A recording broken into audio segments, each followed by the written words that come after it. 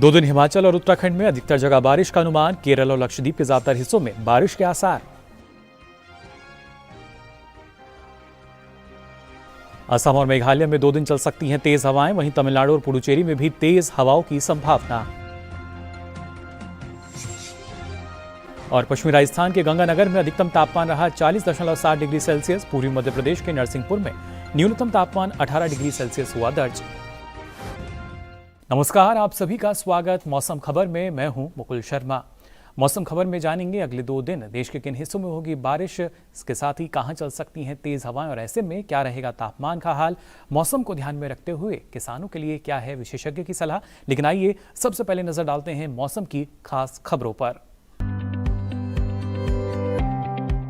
सोमवार और मंगलवार को उत्तराखंड और उत्तर प्रदेश में कहीं कहीं बरसात होगी। अरुणाचल प्रदेश में मंगलवार को इक्का दुक्का जगह मूसलाधार बरसात के आसार। 2 दिन असम और मेघालय में गिने चुने इलाकों में भारी बारिश की संभावना। उप हिमालय, पश्चिम बंगाल और सिक्किम में कल कहीं कहीं जोरदार वर्षा का अनुमान। मंगलवार को नागालैंड, मणिपुर, मिजोरम और त्रिपुरा में इक्का दुक्का जगह होगी मूसलाधार वर्षा।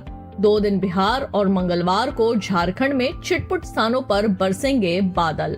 मध्य प्रदेश और पूर्वी राजस्थान में कल इक्का दुक्का हिस्सों में बरसेगा पानी। 2 दिन तमिलनाडु, पुडुचेरी और केरल में गिनी चुनी जगहों पर भारी बारिश के आसार। अरुणाचल प्रदेश, असम और मेघालय में कल बिजली की चमक के साथ चलेंगी तेज हवाएं। तो जाना आपने अगले 2 दिन क्या कुछ खास रह सकता है मौसम में। अब आइए आगे बढ़ते हैं और बात करते हैं बारिश के पूर्वानुमान की। देश के अलग अलग हिस्सों में कहां पर बारिश की संभावना बनी हुई है और कहां मौसम साफ रहेगा, आइए जान लेते हैं इस रिपोर्ट में। मौसम विभाग के अनुसार सोमवार और मंगलवार को जम्मू कश्मीर और लद्दाख में कुछ जगह बारिश होगी। हिमाचल प्रदेश और उत्तराखंड में 2 दिन कई हिस्सों में बादल बरस सकते हैं।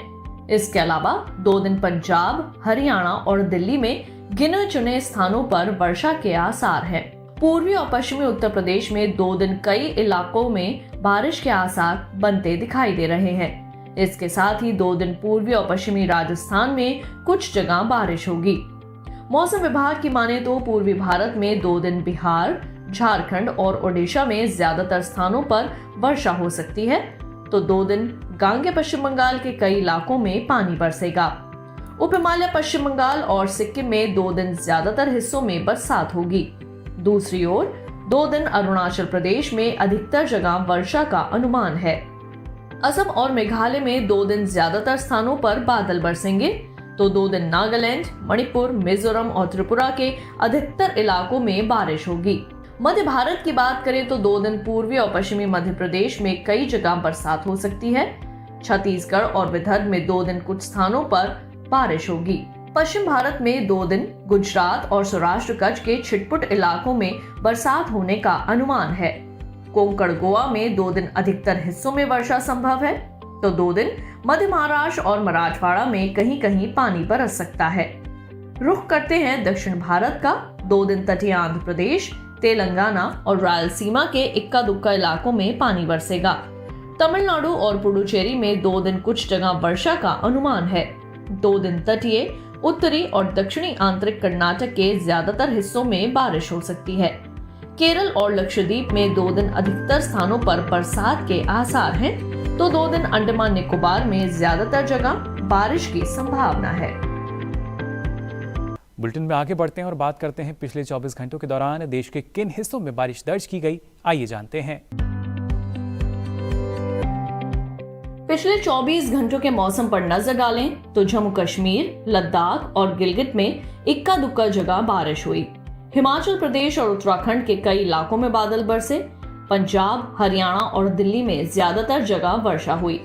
असम और मेघालय में कुछ स्थानों पर बादल बरसे, तो वहीं नागालैंड, मणिपुर, मिजोरम और त्रिपुरा के कई हिस्सों में वर्षा हुई। उप हिमालय, पश्चिम बंगाल और सिक्किम में कुछ स्थानों पर बादल बरसे। गांगे पश्चिम बंगाल में कई स्थानों पर पानी बरसा। ओडिशा में कहीं कहीं और बिहार में कई जगह, इसके साथ ही झारखंड में कुछ स्थानों पर वर्षा हुई। मध्य प्रदेश के कुछ हिस्सों में और छत्तीसगढ़ के गिने चुने इलाकों में बारिश हुई। पूर्वी राजस्थान और कोंकण, गोवा में भी पिछले 24 घंटों के दौरान गिनी चुनी जगह बादल बरसे। मध्य महाराष्ट्र में कुछ स्थानों पर वर्षा हुई। तटीय आंध्र प्रदेश में छिटपुट हिस्सों में पानी बरसा। तमिलनाडु और पुडुचेरी के कुछ इलाकों में बारिश हुई। तटीय कर्नाटक में ज्यादातर जगह बादल बरसे तो केरल के अधिकतर इलाकों में वर्षा हुई। अंडमान निकोबार में इक्का दुक्का स्थानों पर बादल बरसे। और आइए अब मौसम खबर में जानते हैं तापमान का हाल। पहले रुक करते हैं अधिकतम तापमान का। मराठवाड़ा में कई स्थानों पर अधिकतम तापमान सामान्य के मुकाबले 3 से 5 डिग्री ऊपर रहा।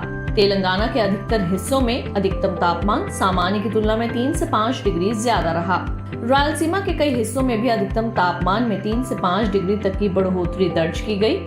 बिहार में कई जगह अधिकतम पारा सामान्य के मुकाबले 1.5 से 3 डिग्री ऊपर चढ़ा है। गुजरात के ज्यादातर हिस्सों में अधिकतम तापमान सामान्य के मुकाबले 1.5 से 3 डिग्री ऊपर रहा। इसके विपरीत गांगे पश्चिम बंगाल में इक्का दुक्का स्थानों पर अधिकतम तापमान सामान्य के मुकाबले 3 से 5 डिग्री नीचे आया है। पश्चिमी मध्य प्रदेश के कुछ हिस्सों में अधिकतम पारा 3 से 5 डिग्री नीचे रहा।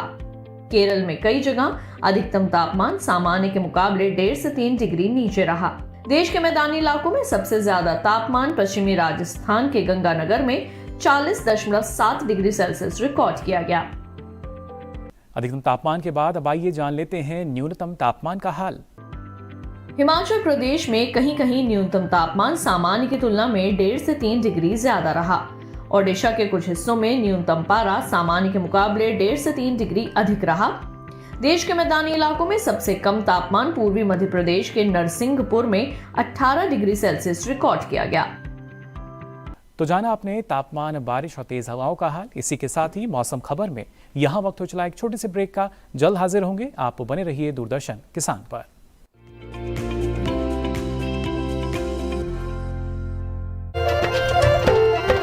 फसल बीमा से अब सुरक्षित आत्मनिर्भर बन जाए किसान। AIC के संग मौसम की मार अब नहीं करेगी तंग, नुकसान की होगी पूरी भरपाई। AIC किसान का हमराही। Agriculture insurance company of India limited, संपन्न भारत की पहचान, बीमित फसल खुशहाल किसान।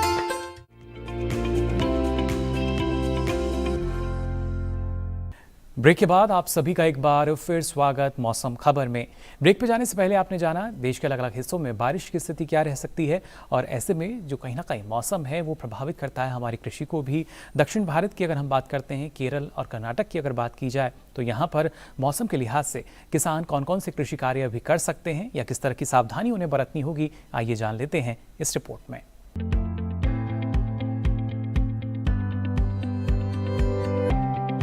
कर्नाटक में धान की रोपाई कर ले किसान अरहर की बुआई कर सकते हैं। अरहर के खेत में पर्याप्त नमी को बनाए रखें। साथ ही मूंगफली की बुआई के लिए उपयुक्त समय है। मूंगफली के खेत में निराई करते रहें। यहाँ कपास के खेत से घास फूस निकालें। इसके अलावा आम की रोपाई कर सकते हैं। वहीं टमाटर की रोपाई कर लें। टमाटर के खेत में निराई का भी काम कर सकते हैं। इसी तरह लाल मिर्च की रोपाई करते रहें। अभी गन्ने के खेत में सिंचाई कर सकते हैं। गन्ने के खेत से खरपतवार निकालने का काम करें। गन्ने के खेत में जरूरी उर्वरक डालें। कर्नाटक में मक्का के खेत से घास फूस निकालते रहें। किसान प्याज के खेत से खरपतवार निकालने का काम करें। केरल में धान की रोपाई कर सकते हैं। धान के खेत से खरपतवार निकालें। धान के खेत में जरूरी उर्वरक डाल सकते हैं। धान के खेत से जल निकासी का प्रबंध करें। किसान नारियल के खेत में जरूरी उर्वरक का इस्तेमाल करते रहें। नारियल के खेत से पानी की निकासी की व्यवस्था करें। साथ ही केले की रोपाई कर सकते हैं। केले के खेत में निराई करते रहें। यहाँ केले के खेत में सिंचाई कर लें। केले के खेत में जरूरी उर्वरक का इस्तेमाल करते रहें। इसके अलावा काली मिर्च की रोपाई कर सकते हैं किसान। केरल में काली मिर्च के खेत में जरूरी उर्वरक का प्रयोग कर लें। काली मिर्च के खेत से पानी की निकासी की उचित व्यवस्था करें। तो ये तो बात हुई केरल और कर्नाटक राज्यों की। अब आइए आगे बढ़ते हैं और आज की फसल में बात करते हैं बेबी कॉर्न की। जी हाँ, जो कि मक्का का ही एक रूप है जिसको शिशु मक्का नाम से भी हम जानते हैं, लेकिन आज के समय में इसकी खेती काफ़ी प्रचलित हो रही है। इसके ज़रिए हमारे जो किसान हैं कैसे अपनी आमदनी को बढ़ा सकते हैं और किस तरह के मौसम में इसकी खेती करके किसानों को और ज़्यादा फ़ायदा मिल सकता है, आइए जान लेते हैं इस रिपोर्ट में।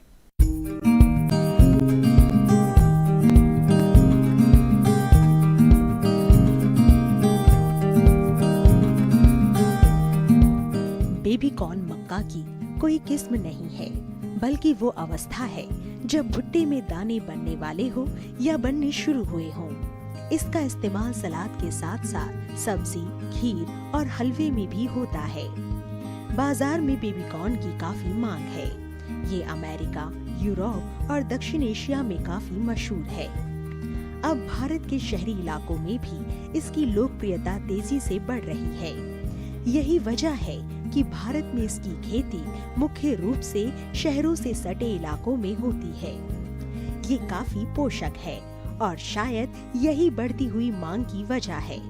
इसके खेत की तैयारी आम मक्का की तरह ही होती है और इसे 2 तरह से उगाया जाता है। आदर्श अवस्था में 1 हेक्टेयर में 58,000 पौधे लगाए जाते हैं। इस पद्धति में स्वीट और बेबी कॉर्न दोनों ही प्राप्त होते हैं। दूसरी पद्धति में 1 हेक्टेयर जमीन पर पौधों की संख्या 2.25 लाख के करीब होती है। इसमें तमाम भुट्टे बेबी कॉर्न के रूप में इस्तेमाल किए जाते हैं। बेबी कॉर्न के लिए 1 हेक्टेयर जमीन पर 20 से 25 किलोग्राम बीज की जरूरत होती है। 1 हेक्टेयर के लिए 1.5 से 2 क्विंटल नाइट्रोजन 3 बार में डालना होता है। इसकी फसल अमूमन 50 से 60 दिन में तैयार हो जाती है। तुड़ाई पर खास ध्यान देने की जरूरत है, चूंकि भुट्टा बहुत तेजी से बढ़ता है, इसलिए इसे जितना जल्दी हो सके बाजार भेज देना चाहिए। सुबह का समय तुड़ाई के लिए उपयुक्त है। पौधों में बाल यानी झंडा निकलते ही तोड़ दें और 3 दिन में 1 बार तुड़ाई कर लेनी चाहिए। इस तरह एक फसल के लिए औसतन 7 से 8 तुड़ाई पर्याप्त होती है। 1 हेक्टेयर में 15 से 19 क्विंटल तक बेबी कॉर्न हो सकते हैं। भुट्टे तोड़ने के बाद पौधों को हरे चारे के रूप में इस्तेमाल किया जा सकता है या इसे बेचकर अतिरिक्त आमदनी प्राप्त की जा सकती है। 1 हेक्टेयर से किसान को 250 से 400 क्विंटल तक हरा चारा मिल सकता है। दिल्ली के आसपास के इलाकों में किसानों ने बेबी कॉर्न प्रसंस्करण के संयंत्र भी लगाए हैं। प्रसंस्करण के बाद बेबी कॉर्न के दाम भी अच्छे मिलते हैं और इसे लंबे समय तक भंडार करके रखा भी जा सकता है। तो जाना आपने कैसे आप बेबी कॉर्न की खेती करके उससे अच्छा अधिक मुनाफा ले सकते हैं। अब आइए आगे बढ़ते हैं और आपको बताते हैं मौसम के लिहाज से पंजाब के किसान अभी कौन कौन से कृषि कार्य कर सकते हैं। पंजाब में धान के खेत में सिंचाई कर ले किसान बैंगन की तुड़ाई कर सकते हैं। इस समय बैंगन में कीट लगने की आशंका है। बैंगन में कीटों से बचाव के लिए कीटनाशक का छिड़काव करें। पंजाब में टमाटर की तुड़ाई कर लें। टमाटर में कीट से बचाव के लिए कीटनाशक छिड़कें। कपास में गुड़ाई कर सकते हैं। पंजाब में कपास के खेत से घास फूस निकालने का काम करें। मक्का में कीट से बचाव के लिए कीटनाशक का प्रयोग करें। तो पंजाब में भिंडी की तुड़ाई कर ले। इसी के साथ ही मौसम खबर में यहाँ वक्त तो चला एक और छोटे से ब्रेक का। जल्द हाजिर होंगे। आप बने रहिए दूरदर्शन किसान पर।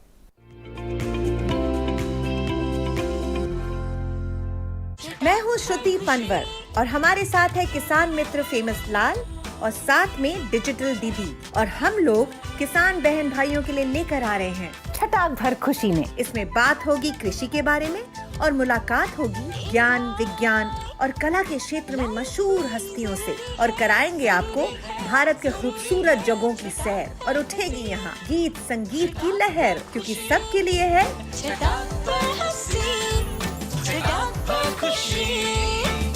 छटाक भर खुशी। देखिए हर शुक्रवार शाम 4:30 बजे से।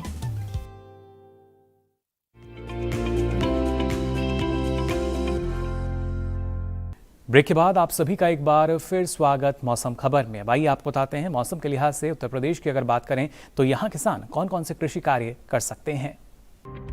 उत्तर प्रदेश में शलगम की बुवाई करने किसान फूल गोभी की भी बुवाई करते रहें। उत्तर प्रदेश में अरहर में निराई का काम करें। बैंगन की रोपाई कर सकते हैं। उत्तर प्रदेश में लाल मिर्च की रोपाई करें। आम की रोपाई के लिए समय उचित है। उत्तर प्रदेश में अमरूद की रोपाई कर ले किसान। पपीते की रोपाई कर सकते हैं। उत्तर प्रदेश में केले की रोपाई करें। यहाँ बाजरे की बुवाई कर लें। और आइए अब नजर डालते हैं मौसम की खास खबरों पर। 2 दिन पश्चिम बंगाल और सिक्किम में बिजली की चमक के साथ तेज हवाओं का अनुमान। नागालैंड, मणिपुर, मिजोरम और त्रिपुरा में बिजली की चमक के साथ तेज हवाएं चलना संभव। कल ओडिशा, बिहार और झारखंड में 2 दिन बिजली की चमक के साथ तेज हवाओं की है संभावना। मध्य प्रदेश, छत्तीसगढ़ और विदर्भ में कल बिजली की चमक के साथ चलेंगी तेज हवाएं। 2 दिन तमिलनाडु और पुडुचेरी में बिजली की चमक के साथ तेज हवाओं का है अनुमान। दक्षिण पश्चिम अरब सागर में 2 दिन 50 से 60 किलोमीटर प्रति घंटे की गति से चलेंगी तेज हवाएं। 2 दिन पश्चिम मध्य अरब सागर में 50 से 60 किलोमीटर प्रति घंटा रहेगी हवाओं की गति। गुजरात तट पर मंगलवार को 50 से 60 किलोमीटर प्रति घंटे की रफ्तार से तेज हवाएं चलेंगी। मछुआरों को इन इलाकों में न जाने की दी जाती है सलाह। तो फिलहाल के लिए इस बुलेटिन में बस इतना ही। आपको बता दें, आप अब मौसम खबर को डीडी किसान के यूट्यूब चैनल पर भी देख सकते हैं। इसके लिए आपकी टीवी स्क्रीन पर जो QR कोड आ रहा है, इसको आप स्कैन कर सकते हैं और मौसम की जानकारी अब आप कभी भी कहीं भी यूट्यूब के माध्यम से ले सकेंगे। मौसम संबंधित और कृषि सलाह लेकर फिर होंगे हाजिर। तब तक के लिए दीजिए इजाजत। नमस्कार।